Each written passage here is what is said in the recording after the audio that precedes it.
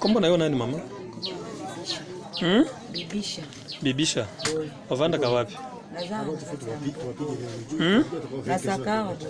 Awa boya, wana mboko na ndimu. Na nini na automobile. Très bien. Awa sola kanini msana nini? Lelo ava masasi ebeta. Ozalaki ava ebeta. Ozalaki nazali kuna na mai. Mai bana kiko toka mai pona sukola bilamba. Esko tango na fanji kuna na monisko boye. Mutu kamwe telemi kuna ba monisko. Ngasko na bimi. Na bimi wana ko bima na bitikala na ke de omona net ko monisko ba osani po protimo ko beza na. Na bimi na leki ko te asima wana bo. Tango na bimi na monisko boye. Bato moko balati tennis civile batiti na moi biloko moko boye bakiti na mutuka ya Monisco bakiti na kati ya mutuka ba Monisco na moi biloko moko oyo ba okitisa tatonga na kasi na bibo maso eza ba ministre ba soda de ba memeli bango ba mota ba Monisco bakitisa na boti na telemi na banisi ko benga soda moko na yebi ba soda ngo pete na bisemeki yakana no netu ko bazaki ambrie mo pe ba ya ezate na bi papa yakana no ta netu ko ba Monisco boso ba osala nini bakipete ba moka ko silisa ko kitisa boye na mo mutuka bango ko bima essaye pas même à 30 minutes ba moko ba koti na centre ba moko ko to ba kiti nembuma ba moko pe banjikolela.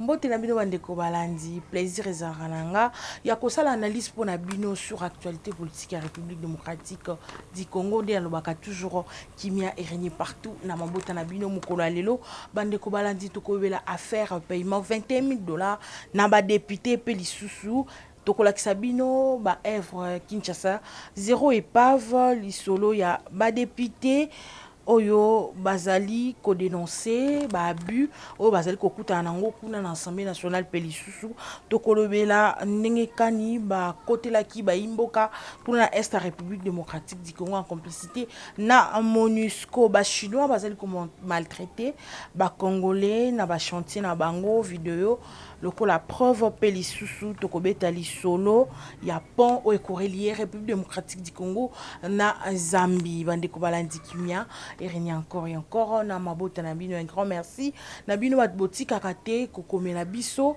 na bino baebo pesaka ba suggestion na bino baebo participer ka mingi émission na biso kaka na lobi tout à l'heure ça fait débat dossier $21,000 au bafutaka na ba député nyonso na Assemblée nationale nani abimisaki yango tolandaki émission coulée ya ndeko Pero Luara oyo alobaki yango na kati émission na yeke un député touche $21,000 sans compter ba kombo muso atangaki wana kasi elamusaki to eveyaki conscience ya ba imboka nyonso batombokaki basilikaki mais est-ce que ba propos wana ezali ya solo est-ce que ezali ya lokuta na yango tokende kokuta na pona bino na ba imboka otobengaka ba élu du peuple ba pesa biso explication to ba talisa biso soki nzela wana to lisolo wana otoyoki ezali ya solo to ya lokuta basali ba réaction belé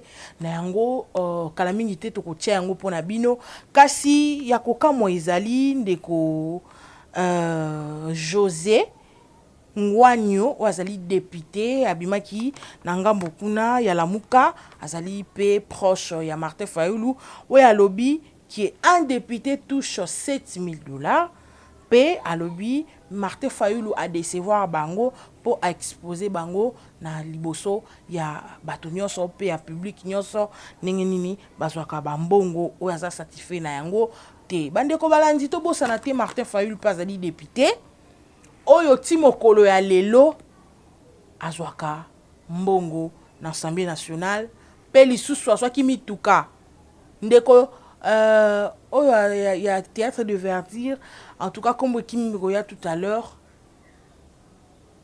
yepe azalaka toujours pembe na Martin Fayulu pona ko dénoncer ba bio na Assemblée nationale mais alobaki mituka ça coûtait cher mais azwaki yango dit merci to mona kandenge salaka accident kuna na sayo mais na monoko alobaki ke mutuka wana azwaka yango te.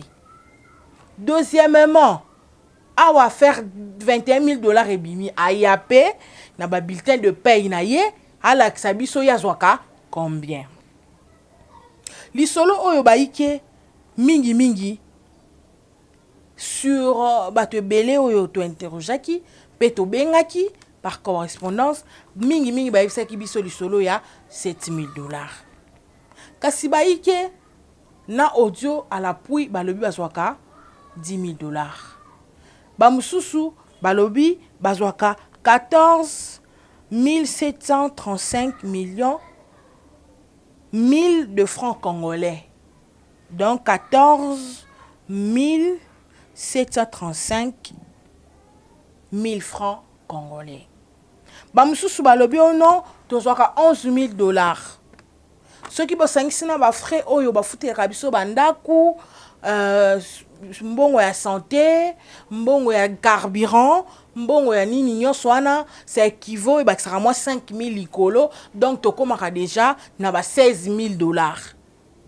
Kasi tosengaki na mokonzi ya mboka pe to déposaki déjà motion po bakisela biso moni to wana ba charge ebele bato ba votaki biso baza na besoin voilà et sengé na mokonzi ya mboka abakisela biso 5 000 likolo tokoma ngo lokola 21 000 $. Qui dit mieux, qui dit la vérité, tozo yebate, tozo senga. Monsieur Martin Fayulu la bisona nous preuve ya paiement ya bambongo ya zwaka. Po ya lobby yango dans se dire à lobby boyebisa na président Assemblée nationale Mboso a brandir biso ba preuve contradictoire ya makambo nga na zoloba. C'est que lokola ya zoloba, ya za sûr que azwaka 21 000 wana ayana na oya ye et puis Assemblée nationale et braquer biso ndenge bafutaka bango parce que tout à l'heure bazolakisa biso ba bulletin de paye mingi tozomona kaka 14,735 oyo na utikolo ba bino de millions de francs, des 1000 de francs congolais, millions plutôt, excusez-moi, de francs congolais nde baike basali ko brandir ke biso to yebito zwaka kaka oyo biso to saka na oyo voilà kasi na ngambo baike bazobisa biso 10 000 $. Bamike mususu tozo batena na solo babusolo ndeko Elezer tambe mwamba eli ya peuple pe yena ngambo na ye alobi 21 000 ezali lokuta pona tina ko participer pe ko bongisa babiabiel de la langue ezanga raté mo berrer mike to kometaka wana to communiquer kabino. Un grand merci à vous Papa Joki Kumanda depuis Londres. Kasi tozo ko bala masolo na biso bandeko balandi esengeli susko eba que este na biso to bandeko na biso bazali na kati ya pasi na kati ya bunagana oyo mboka ese zwama na ba rebelle ya M23 et sali déjà mikolo ebele tozokende pratiquement un mois mata oyo nanu mboka wana ezali libéré te jusque là izakaka na maboka basayan bakangi yango kasi armée na biso ezoluka kosala sala makasi mpona ntina ya kolibere mboka wana na yango bato ya mboka ya pembeni vigilant o bazali na butu ya dimanche loleki tomonaki toyokaki ndenge nini bakotelaki centre moko na ba assaillant wana babomaki babetaki masasi basala ko sala ba personne bazaki non identifié kasi mwana mwasi oyo azali habitant ya quelque part wana mwasi ya soda nde azopesa explication claire na sujet on azali kolobela bino o biso pe to maîtriser te kasi interview na ye to intervention na ye nde azopesa biso explication claire ndenge nini ba M23 bazali ko opérer na mituka ya MONUSCO bazoya na ba armement na bango pona ko bombarder pona ko sala mabe na mituka ya MONUSCO wana ekomi na maboko na bango ndenge nini to na mwana mwasi plutôt zonga. C'est parti. Comment na yo nani mama? Bibisha. Bibisha. Ovanda ka wapi? awa boya wana mboko na ndimu na nini na automobile très bien awa osalaka nini mosala nini lelo ava masasi ebeta ozalaki ava ebeta nazalaki kuna na mai nasukanaki kotoka mai mpona sukola bilamba eske ntango nafanji kuna namoni sikoyo boye mutuka moko etelemi kuna bamonisiko nga sikoyo nabimi wana kobima wana nabitikala nakende omona neti kaka monisiko so baosani mpo proti moko boye ezala nabo nabimi naleki kote ya nsima wana boye ntango nabimi namoni sikoyo boye bato moko balati tennis civile bakiti namoni biloko moko bakiti na kati ya mutuka ba monisiko namoni biloko moko oyo baokitisa tatonga na kasi na biboma so eza baministre ya basoda nde bamemeli bango bamota ba monisiko bakitisi wana boti na telemi na banisiko kobenga soda moko nayebi basoda yango pete na bisemeki yaka nano neti kwa bazalaki ambrie mo mpe baya eza te na bipapa yaka nano tala neti kwa ba monisiko oyo boso baosala nini bakipe te bamokaka kosilisa kokitisa boye namoni bamutuka bango kobima essaye pas même ata 30 minutes bamoko bakoti na centre bamoko koto bakiti ne mbuma bamoko mpe bandi kolela ndenge namonaki place yana olinga mutuka ba monisiko zalaki moko to mibale ba civil combien babimi na namona bango 5 civil bakiti na mutuka ba monisiko bakiti teni civil na se bazala na jean na ketch ne bakitaki nena kasi na bibo ma msusu eza bakitisi yo bio eza biloko ya basoda na kipaki te mpona bakitisi biloko na kati ya motoblenda monisiko bakutiaki yango biloko na kati ya monisiko wana siko bazokitisa mama namoni kaka mutuka mamoko ebandi koya kotobi pa meme 30 minutes ne bamoko ebandi kobeta siko tomoni bango mpenza lelo kaka sikoyo lelo ntango sinde lelo ava masasi ebeta ntango bango babimi nde moko masasi ebandi kobeta ndenge ezalaki wana ntango basilisi koparade ya basoda bandi kopalangana ntango basoda bazalaki kuna babimi nde bango babimaki siko bazokitisa sikoyo na kati ya nini na wenze oyo kote ya kurubiri wana so bapusama moki wana nde place nga namonaki ntango basoda mosusu batikalaki ndamo bazoya nde bango mbuma mpe bandi kobeta nde bango nde place namonaki olobi kombo na yo nani bibisha oza native wa wapi obotami wapi na Kisangani osali mboloko mbie koto oyo voilà bandeko balandi kaka nde bavideo ezocircule ndenge nini pays politique européen ndenge bayaki na mboka na biso kosolola to basololaki na bakambi na biso kasi na minoko na bango badevoilaki mpe bayoki soni ya monisco ndenge ezosala na mboka na biso bolandaki yango bayike batindelinga bavideo yango en tout cas nazwi yango mwa mingi nayebi te na permission ingénieur abi soki olinga kobalanse biso kasi tozonga nao na sujet oyo mituka ya monisco na maboko ya ba M23 ekosala nini n'est-ce pas balakisi biso vrai face ke bango nde bazalaka na ngambo ya barebele oyo bazali koatake biso monisco banda kalakala wana azali satellite phare oyo atekaka ba stratégie na ba M23 tozalaki komituna ndenge ni bando koyeba position armée na biso oyo basoda na biso bakomi na Rutshuru baselemi na côté boye na zone boye ba information na nyonso ezalaki na maboko ba rebelle oyo armée na biso eza infiltré oui mais tu peux constater que monisco esali musala makasi ya ko divulguer information ya mboka na biso na ba Rwandais pe na ba rebelle bayaka ko attaquer biso parce que tomoni musala na yango na ebité document o bazo braquer biso na liboso asoki eza vrai ou faux ndenge mission ya monisco ezalaka bayaki nango bakuti yango na ba bureau ya monisco à moins que ezala ndenge ka ba message ko sala buzz ko koma bikomela komela balobi document oyo bozomona na itando wana ezalaki retrouver na kati ya ba bureau ya monisco wana ba imboka bakende kopike to benga na bango pe kopie bakutaki ba document wana tolobi monisco azalaki na sima ya ba rebelle po ayebi azalaki envoyé po appuyer azwa ba matière première po kopo wana pe monisco ekotaki kopo matière première bazwa yango bakene nango ba exploiter yango bango bazaki batu lokwa bata sécurité bosala lokwa bobatela botika biso to yiba to kene na yango monisco azalaki pion to mutu azalaki lokola facilitateur ya ba rebelle M23 baliaka na bango bamelaka na bango yango emonani bapesi mutuka na bango batima munition na kati mama oyo auti kopesa biso témoignage tolandi biso nyonso parce que tozalaki kuna te aza mpe na intérêt moko te ya kokosa mpo bakopesa eloko te kasi asali yango mpona kobimisa vérité na miso ya bato nyonso bandeko bana tozocontinue makambo ya boye ezopesa mpasi mpo bunagana eza kaka na république démocratique du congo eza na poto te komona jusque là bamikolo eleki ebele mboka wana eza kaka na maboka barebele bazali koreklame baaccord na bango ezala respecte tozoyeba te bazwa bango batya bango na kati ya service ya sécurité na biso na armée na baposte minene batya bango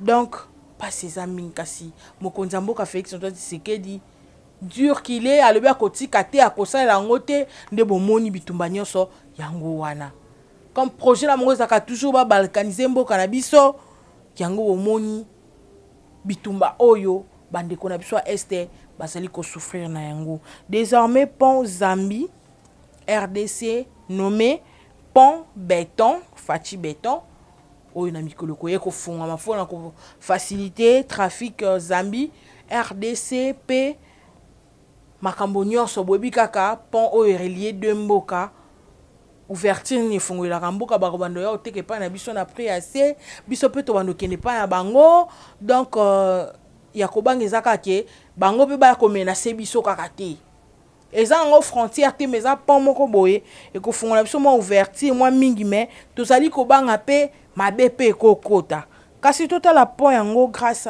au président de la République Félix Antoine Tshisekedi nde komi réalisé tout landa yango et puis tozonga na maso dans toute sa splendeur. Le bourgmestre de la commune de Panda, Pamphile Kibeka, a visité les travaux de construction du pont dénommé Félix Antoine Tshisekedi Tshilombo dans la commune de Panda. Nous sommes là dans la ville montagneuse de Likasi, province du Haut-Katanga. Visiblement, les travaux sont presque à leur terme. Cette mastodonte architecturale de 65 mètres jetée sur la rivière Panda a la capacité de 120 tonnes et va relier la République démocratique du Congo à l'Afrique australe via la Zambie. Si nous en sommes arrivés à cette réalisation, si elle est palpable, c'est la volonté qui nous a animés. Nous sommes fait des sacrifices et le résultat parle de lui-même. L'heure est aux travaux de finissage avant la mise en service de ce bijou, fruit de la redevance minière perçue régulièrement par la commune de Panda. Ce sont nos populations qui vont devoir jouir des bienfaits de cet ouvrage. Son Excellence, Monsieur le Président de la République, chef de l'État, Félix Antoine Tshisekedi Tshilombo, pour son accompagnement. Mes remerciements vont aussi à son Excellence, Monsieur le Gouverneur de la province du Haut-Katanga, Jacques Kabola Katoué. À l'heure actuelle, les équipes sont à pied d'œuvre sur terrain pour tailler encore une autre route d'environ 1100 mètres dans une colline afin de faciliter le trafic dans cette partie de la ville de Likasi. Bomoni elongo nanga ba travaux ndenge salemi ba matériel à kitoko. En tout cas, coup de chapeau, mais tant des autres qui ont des moulaï. Bon, ça va projet bien au monde après Mikolo Boye et là l'inango kao.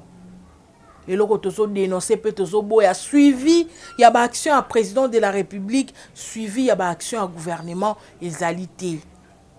Awa tout le monde dit déjà Vital Kamerhe azo senga ba pesaye makambo ya este asangisa ba ambassadeur nyonso basola pona ko arrêter guerre à este na ebité dossier ya ba ki bakufa dossier ya poison po ya za originaire ngambo kuna donc alinga so dossier wana to mona ka bolobi lobi asali rébellion akabolo côté comme yanga bona boisa un homme très mordant donc to lingi atali so wana beta maté wa pikan déjà bandi ba action na ye to mona terrain yente très mobilisé ndenge mona ACP Argentine Gobila mais Nessi kamo côté toyoki azali ko proclamer 2023 président Félix Tshisekedi président to azo soutenir zo maboko azo benga partenaire na ye et qui ezongi donc ezo annoncé déjà lo moka mabezo ya liboso tozo loba yango déjà poto boyi lobi tango ko koma o baloba kiti baninga nyonso ba opesa chance na bango na mokonzi mboka Félix azala lokola kozala candidat po aza déjà candidat tato lobité à se présenter en 2023.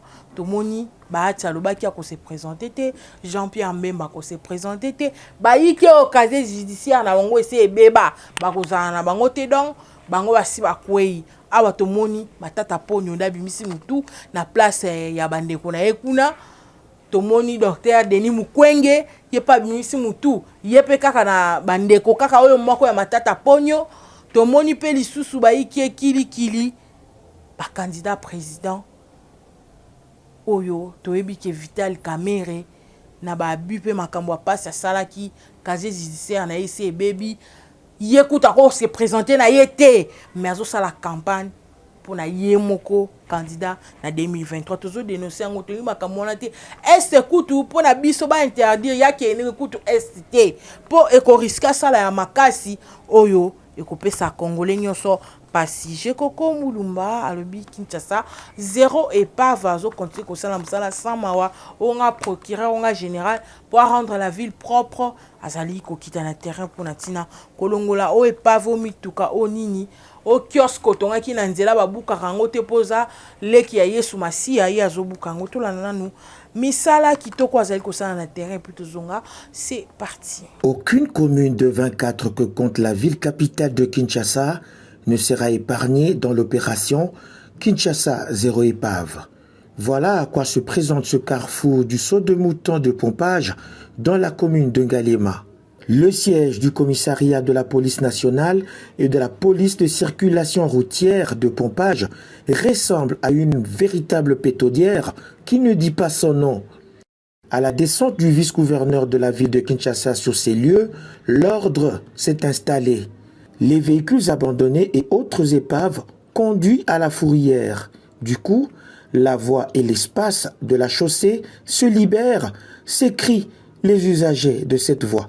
Papa Gérard Mulumba Jekoko 48 heures azur atuka sali biso bien Zamba batela musala kitoko ba moto nyonso longwa ba susete ko bisika moto comprendre te so ko na opomba ba kuluna ba tumabe to comprendre te initiative au vice gouverneur en tout cas kitoko. Jekoko Gérard Mulumba Kongolo à Kongolo se veut alors rassurant quant à sa descente ce mercredi 31 août 2022. Des ordres de Makassi awa na pompage, exactement na son moteur à pompage. Bato a moto, bato a parking à moto, ba communauté qui gouverneur à ville Mukanda. Ba lobi to futaka ba taxe. Mais bisika monsieur ezali occupé na salité. Bisika monsieur ezali occupé na ba épave ya ebele na balabala. Papa gouverneur yaka kusunga biso tozwa parking esika ezali. Yango leo na tango na fandi gouverneur à ville a benginga albi Gouvis qui n'est pas pas na biso baleki na biso ya pompage précisément dans saut de mouton na ye awa to longoli ba salité zaki awa to évacuer sur hors de la ville ya gouverneur à ville to ju parking to pesi ba ta moto ba se sentir peu na place na bango. Coup de chapeau na gouverneur na biso ya Gentini Ngobila de son effort vraiment to souffri pendant longtemps. Tous sommes à taxe de stationnement mais on n'avait pas un parking officiel. Mais ces derniers temps, tout le monde ne sait pas entouré parce que après s'ils sont parking officiellement ces derniers temps, donc on a sous la souffrance. Les premières volontés de l'exécutif provincial étant annoncées, les Quinois disent accompagner l'autorité en dénonçant les mauvaises pratiques longtemps décriées à Kinshasa.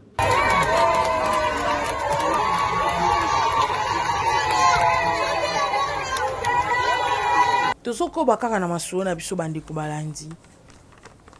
Rien à ajouter, rien à commenter. Bisalande ele kamaloba na ebele ba chinois bazali ko maltraiter bandeko na biso ba congolais bandakala. Toyebi ba chinois bayaka na jikaka. Kasi tangu manda jikaka esili tomoni ba chinois mingi bazala suna Congo te. Na ba province mususu ba chinois ba kanga basi bakenda. Mais bi pa mususu ba chinois bazo continuer ba même bêtise na bango. Ba chinois bazosalisa bana mboka ba travaux forcés mbongo ya malonga te pe soki osali musala yango malamu te bazali ko appliquer fimbu toza suna tango akala te oyo soki mutasali eloko toza travailleur oza esclave toza travailleur bakoko beto fimbu nde babeti ndeko na biso tina niveau oyo to sélectionner les éléments oyo pona kolakisa bino ndenge ni toki passe na motema na mboka na yo moko mupaye kosala yo boye tolanda élément oyo puis tozonga na masolo na biso tozeza image puis tomeka koyoka soki ezalaki ndenge nini oyo nyonso eza fimbo babeti fimbo na nini soda abeti fimbo abetinga fimbo azokosi alobi keno chino alobi ke nabeti kuva na ye mais namoni ata epreve moko te namoni ata eloko moko indice moko te oyo akutinga na yango kenbeti oyo fimbo babeti na nini babeti yango na nini ya nini ya moto beti yango na pine ya mutuka capitaine bati na mokonzi mosusu ya mokonzi moko lieutenant moko ya baindu ye mpe aza lieutenant baindu oyo yawa autaki na badengaido aza mokuse moindo aza kuna na bato ya kapelo kompagnie ya nani wana toyebi bango nde babeti bango nde bapesi ordre nyonso ordre otie pa soki bakonzi na bango bachino nde bapesi yango ebandaki ndenge bon problème eza bo biso toza batravailleur oyo tozotravaille kuna na base wana ya chinois na société wana ya bobo boss bobo alors tosalaka kuna musala nyonso tozosala kuna tozosala yango na relève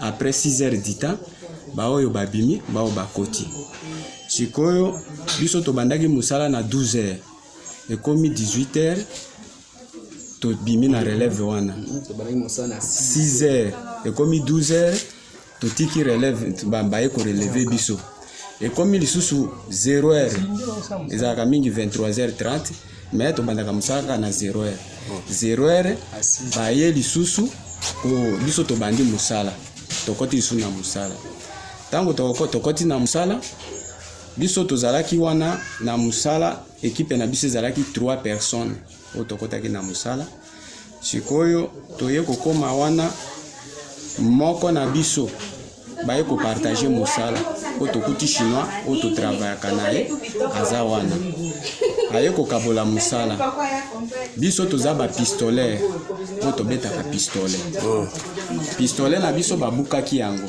po eza kuna 2 pistolet moko babukaki yango bazo déplacer yango ezokende Bukavu oyo etikalaki nde biso nyonso nano tokomaki wana etikalaki lokola site na biso siège na biso ya kofanda biso bato ya pistolet ya mibale oyo babukaki.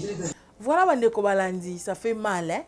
Papa ya muninga ya muninga ndeko muninga ba chinois basali boy donc esengeli ba chinois wana bazala interpeller pe bakanga compagnie na bango babeta bato ba fimbo parce que jusque là ça ne va pas. Tozo boya ba xénophobie tanga beti muninga comme ça à niveau azaki pe capable ko boma ye. Donc eza pasi mingi ba konzamboka batala penza likambo oyo toko silisa na komona musala kitoko pe malgré mboka na biso za na mikakatano na mitungisi kasi mapinga eza kosala pe musala malamu bakangaki na bunya kuna mama moko oya ravita yaka ba rebelle ya M23 na ba matériel pe na biloko akolia ba interpellaki ye pe adenosaki combien de temps sali na musala yango pe banani batindaka ye tolanda yango na vidéo oyo c'est parti. Présentée au gouverneur militaire de l'Ituri, la dame avoue avoir intégré les ADF il y a 23 ans.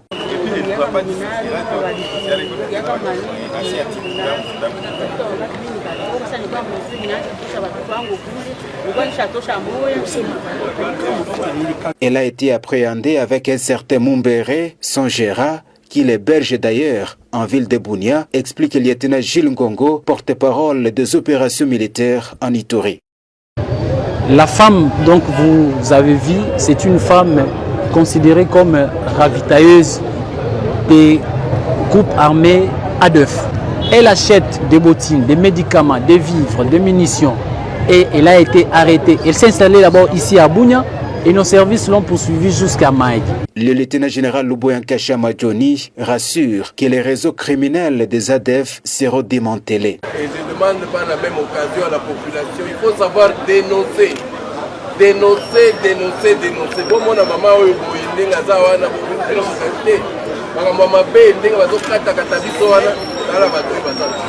voilà. 23 ans dans les ADF. 23 ans. La population salue le travail abattu par les services de sécurité et des forces de défense. Les enquêtes se poursuivent, a dit l'autorité provinciale. Entre-temps, la dame et son gérant sont mis à la disposition de la justice militaire.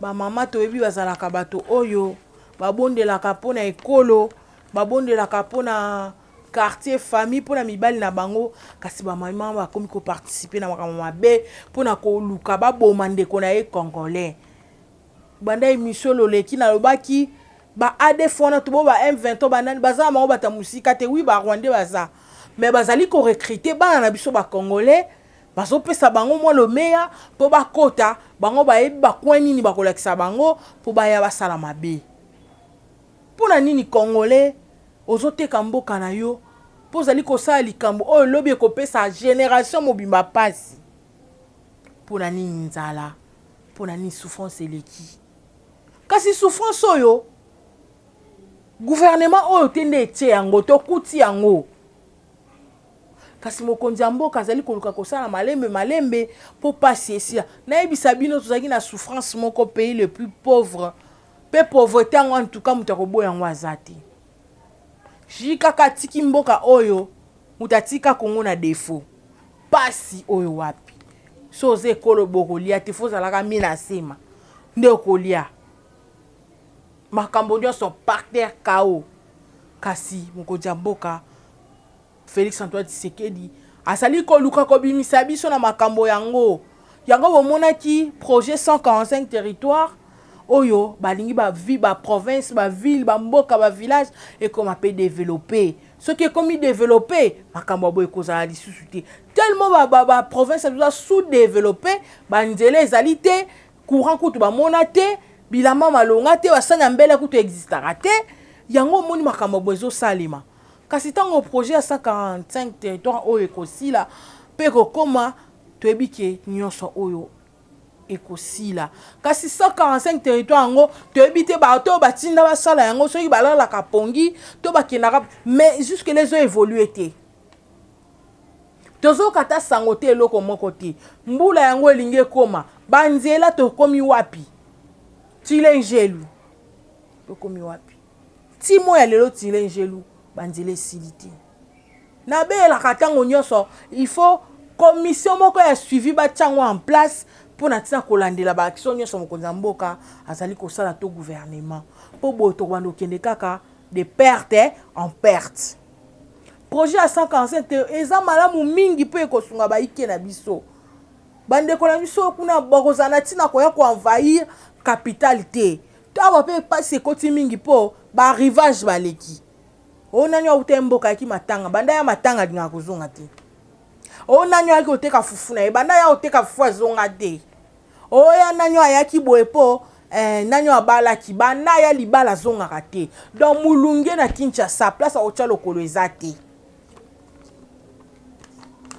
basili sasaka projet 145 territoire comme ça mutu nyonso zonga na place a outi ce qui peut biso to uta inganda njika to uta ki guatolite tozonga place to utaki po boye ezali pasi bandako kofutele komi cher bandako ezate donc mutaso utiliser mai lokola azana légion mobana kati ndako na po bilamba ba rivage ezali ba rivage scolaire 5 fois na journée kolia na bango komela na bango donc mai to kale zaka na compteur mais le na compteur babuka ba koyeba mai to sayelaka po ba utiliser tala ba komosana bilanga na basimandako oui eza mabete bolekinde ebele 145 territoire esimba tozonga na bamboka na biso respective kasi mwana mboka oyo azali député élu azali ko dénoncer makambo mapinga na biso bazali ko sala ekumbeli ya ba ndeko na biso ya police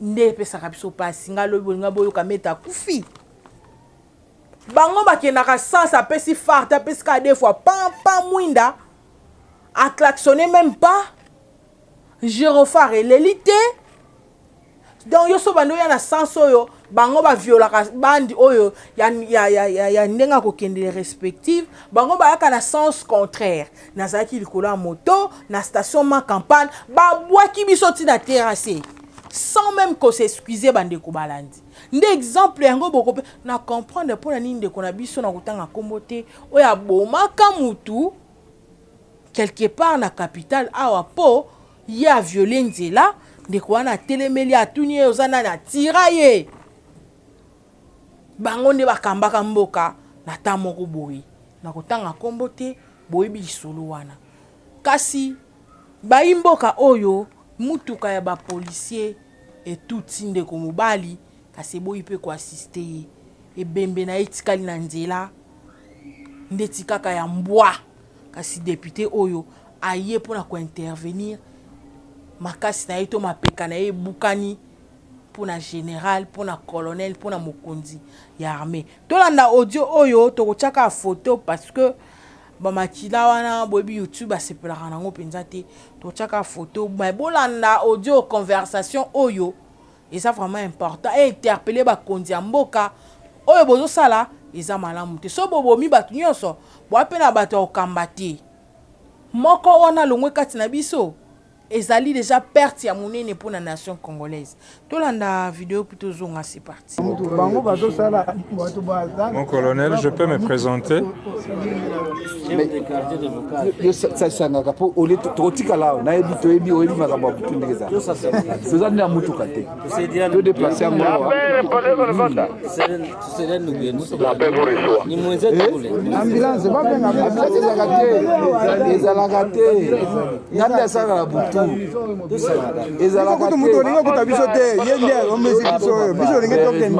Yendete, s'il vous plaît. Je suis un député national. Je suis membre de la commission défense et sécurité. Qui que vous soyez, même un général, vous me devez du respect. Hein? Allez, occupez-vous de vos histoires alors. Moi je m'en vais. Parce que j'ai constaté ce qui se passe ici.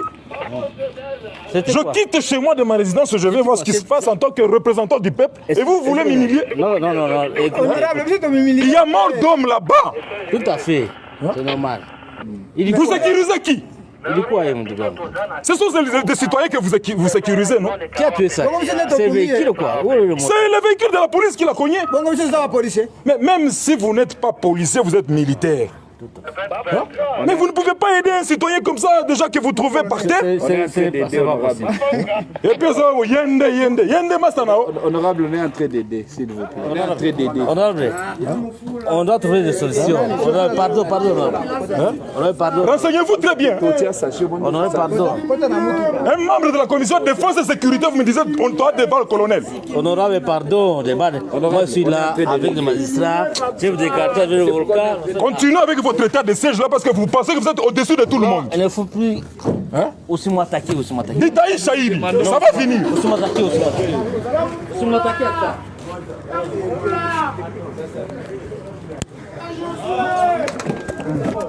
Mtu anakufa.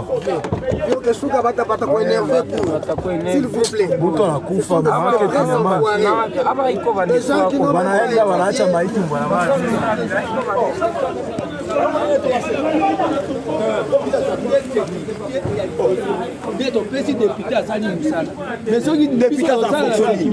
Moi je suis militaire.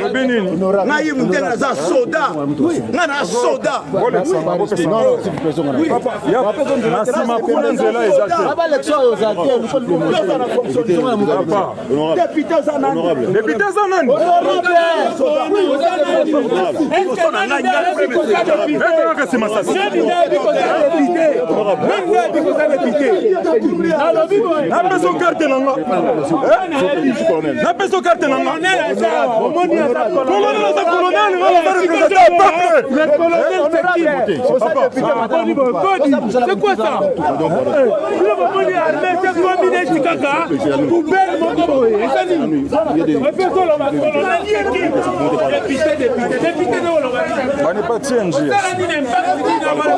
Merci. Pointez-moi les doigts dans les yeux. Ok. Il y a mort d'homme. Il y a mort d'homme là-bas.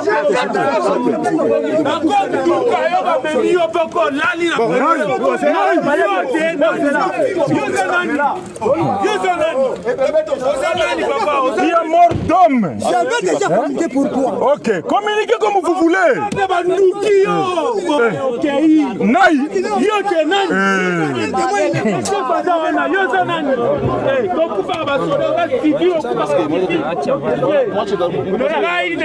Ça va, merci.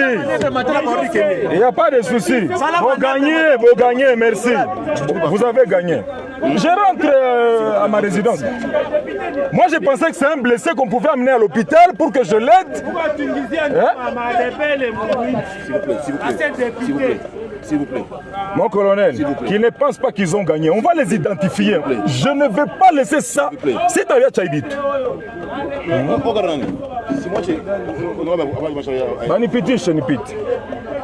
Mujokipe na maiti yenu ni population munaua, hakuna shida. Sawa. Asante, niko pumbafu, hakuna problem.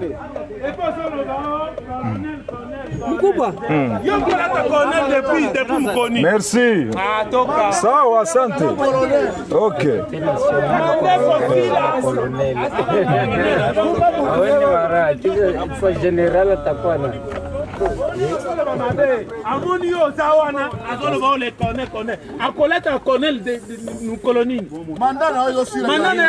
a pas de souci. Il n'y a pas de souci. Mais je défendrai la population, même jusqu'à la mort. Il n'y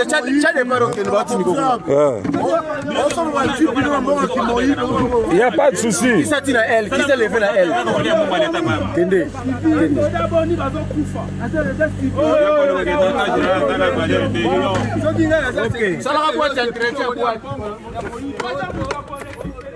tokomi bel et bien na suka ya masolo na biso mokolo ya lelo bandeko balandi na tchaka mingi ba video pona ko appuyer ba information topesaka na bino soki ya koloba eza te yango bomona tokangaka minoko kasi ya koloba ezali totchaka ba video à l'appui pona kolakisa bino ni ezali ko se passer kasi bino ba ebozwaka basango oyo bo kabolaka yango na bandeko mususu bo pesaka biso pe mayele na bino po esungaka pe biso na ko communiquer pe to sambelaka mingi pona mboka na biso ekolo Congo to pesa mokonzi ya mboka Félix Antoine Tshisekedi confiance to landa na biso te bao baolia na gouvernement lobi babimi na ndiane te ba fayulu wana bo limbisanga leo na yela ki ete mais ça fait mal o soka mbonga gouvernement na ngambu kuna lokuta o apesa biso ba preuve mais yo lia ki poani obimisi ma Marie candidat député obimisi o sombela ma Marie donc ozuno actualité ka ma Marie awa demi mukwenge akomi candidat président yo to monaki photo na yo pozo soutenir ye makambo important ko basculer pour makambo ezala bien social ya congolais l'élection 2023 makambo belé yo etali yo te tala mutu mobima kena marche pina mutuka na ye toboki etuluko abatu balandi atiki bango alandi pine na ye mutuka mutu abwa koza na souci a peuple ndenge nini ya juda shida na yeba somela mama imbo ba diaspora tinti mbongo po ebia osana mo pourcentage na kati $21,000 comme ko dénoncer pas moniteur musuba kati na paye ba futi bien te ya ngwana dénoncer de a rejoindre na ebite na benga e petit mitinda na benga ena ni pero luara oyo azo remercier na vidéo ndenge ni a rejoindre ye na liti ya $21,000 kasi na mikolo koya tokoyeba vérité et bunga marate vérité ezalaka toujours triomphante ce qui est à 21,000 de bazolo bawana tokosenga na mokonzi moko esengeli akata yango parce que ça ne va pas peuple azali ko souffrir mbongo ya boye et ko kopesa mana bango te baba elango 5-4 moi je connais un député azana 6 femmes kapa comme député assembler le pan, assurer crédit, assurer commerçant, assurer pharma. Ça ne va pas toujours souffrir. Les députés au Bassar sans que le Benabiso, parce que ne kuna pour comme un millionnaire. Moussou qui n'a pas l'Assemblée nationale, le batali le baté, qui sont pour Tombo, qui sont contre na kobeta bambunda. Donc Bandeko Balandi, ils ont passé comme on a à propos à Martin Fayou na Perol Ouara sur dossier à $21,000. Kasi ça reste à vérifier, à suivre Bolandi. Ndenge to tcheli bino Bandeko no so ba réagir. Bino peut continuer à réagir. Na numéro ezali affiché na ba écran na biso. Toko répondre à bino peut toko sela bino musala mobimba to comme na souka un grand merci à papa Sami et papa Dani na Bruxelles, papa Sami na Paris, papa Dani na Bruxelles, salutation spéciale na Bosante papa Joki Kumanda na bi que vous allez belé papa Alain en Afrique du Sud na moni papa Léon na Mbujimai na moni le professeur Jean Makia Matafwadi na Canada pour na mokolo ale to suki awana